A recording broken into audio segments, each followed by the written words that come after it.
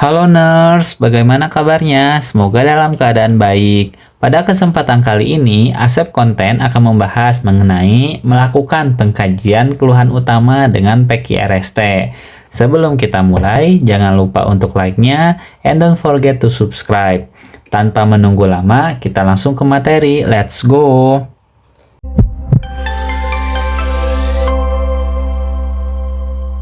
PQRST merupakan pneumonik atau jembatan kuda untuk melakukan pengkajian keluhan utama secara komprehensif.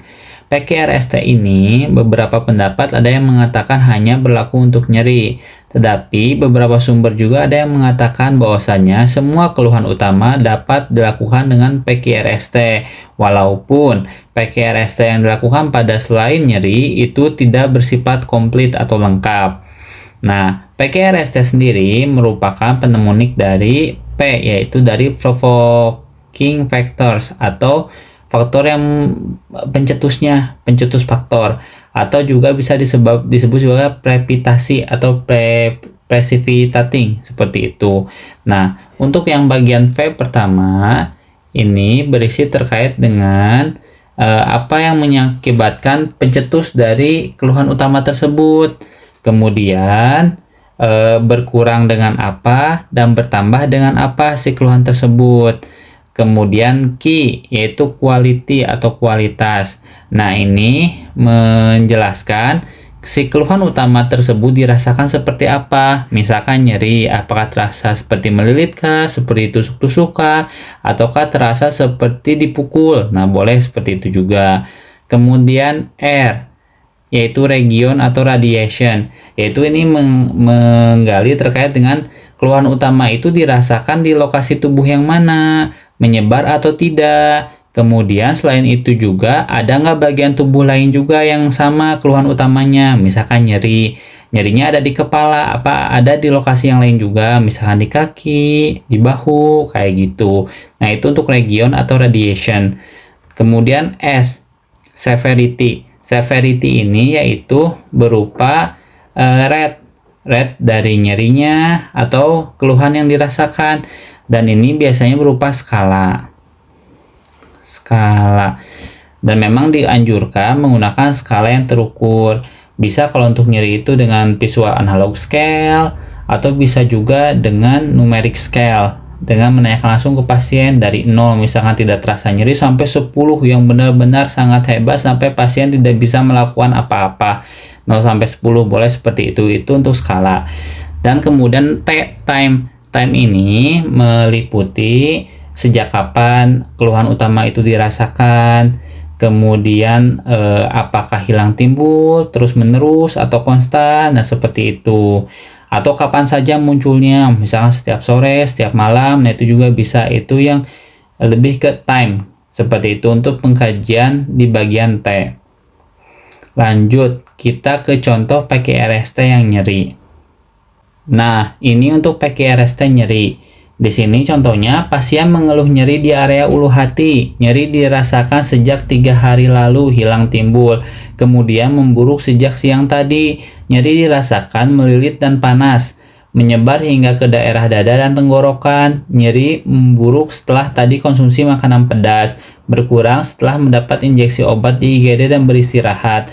Skala nyeri saat dikaji 3/10. Nah, ini settingnya ketika pasien sudah masuk ke ruangan rawat inap.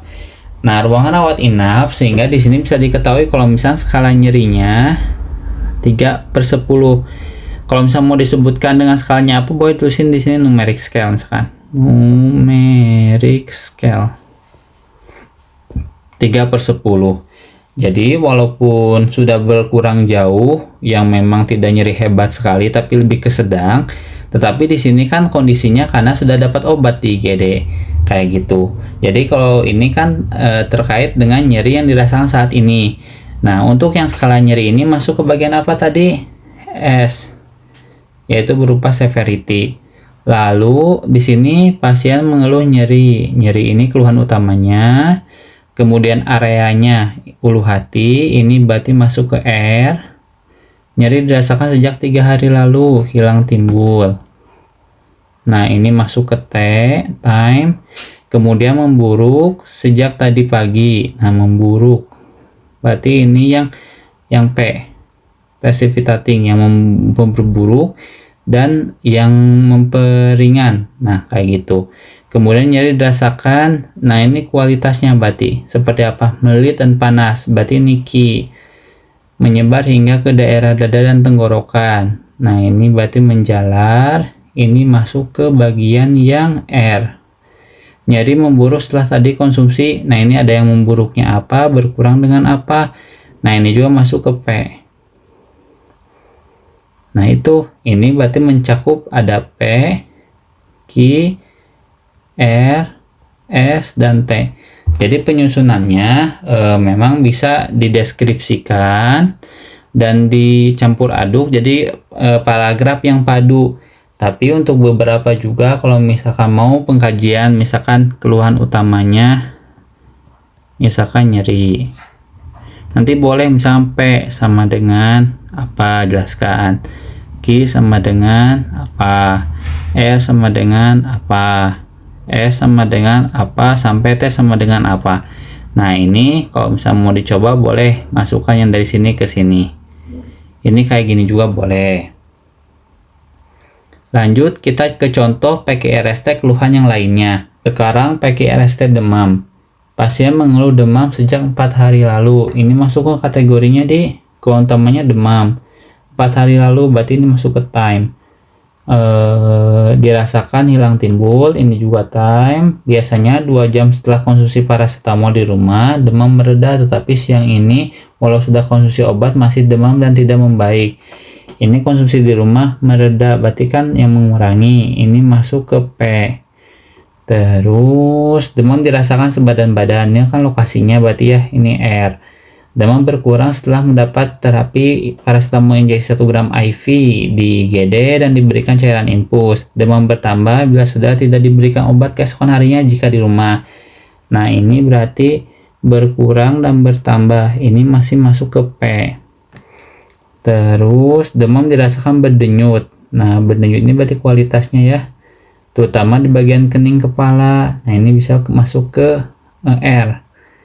Saat dikaji di ruangan suhu 37,8 udah menurun, berarti ya udah bagus. Tapi saat masuk di IGD sempat di 40. Nah, ini angka ini bisa juga masuk ke S walaupun bukan skala, tapi ini angka yang terukur. Nah, ini masuk ke PQRST lengkap. Tapi andaikan tidak lengkap pun, bila tidak memungkinkan sebetulnya tidak masalah kalau untuk pengkajian selain nyeri. Lanjut. Ini keluhan mual. PQRST mual. Pasien mengeluh mual. Mual dirasakan sejak tadi pagi setelah konsumsi jajanan di pinggir jalan. Mual dirasakan hilang timbul, bertambah bila mencium bauan yang menyengat, berkurang dengan injeksi obat di IGD. Mual bisa sampai muntah, terhitung dari pagi pasien sudah 5 kali muntah, dengan muntahan berupa cairan disertai makanan yang sempat dikonsumsi sebelumnya. Muntahan terakhir lebih ke cairan bening kekuningan. Nah, di sini mengeluh mualnya keluhan utama, dirasakan sejak kapan? Pagi, setelah konsumsi jajanan di pinggir jalan. Nah, ini berarti ke time. Kemudian dirasakan hilang timbul, masih ke time. Bertambah bila mencium, bertambah, berkurang. Ini masuk ke P kata kuncinya, bertambah berkurang. Mual bisa sampai muntah. Nah, ini berarti masih ke P. Terhitung atau bisa juga sebetulnya ke quality, karena kan ternyata si kualitas si mualnya itu bisa sampai muntah, walaupun di sini tidak disebutkan muntahnya rasanya seperti apa. Nah, itu memang agak sulit kalau misalkan dikualitaskan apakah seperti berdenyut, kan itu nggak masuk ya, seperti itu. Kemudian terhitung dari pagi pasien sudah 5 kali muntah. Ini ada 5 kali berarti S severity-nya. Dengan muntahan berupa cairan disertai makanan yang sempat dikonsumsi sebelumnya. Ini masuk ke, bisa ke severity juga, atau kalau enggak ini masuk ke P. Tapi severity itu lebih ke angka dan lebih bersifat mendekati objektif, walaupun memang itu pasien yang mengatakan, karena kan keluhan utama itu apa yang dikatakan pasien yang sifatnya subjektif. Terus muntahan terakhir lebih ke cairan bening kekuningan. Nah, kita lihat ada P, Q, cuman di sini nggak ada R, nggak ada. kayak gitu. Jadi kalau memang di keluhan selain nyeri, negatifnya itu memang nggak bisa selengkap PQRST. Dan mual pun kan skalanya apakah ada skala 1 sampai 10, nah itu kan kurang masuk juga, walaupun di NOC sebetulnya ada terkait dengan oh kalau mual ada 1 sampai 5 kategorinya ini seperti itu. Cuman memang kalau secara global umumnya untuk skala ini lebih ke umumnya itu ke nyeri. Walaupun beberapa sumber ada yang mengatakan bisa digunakan skalanya itu ke yang lain. Kita lanjut ke PQRST berikutnya.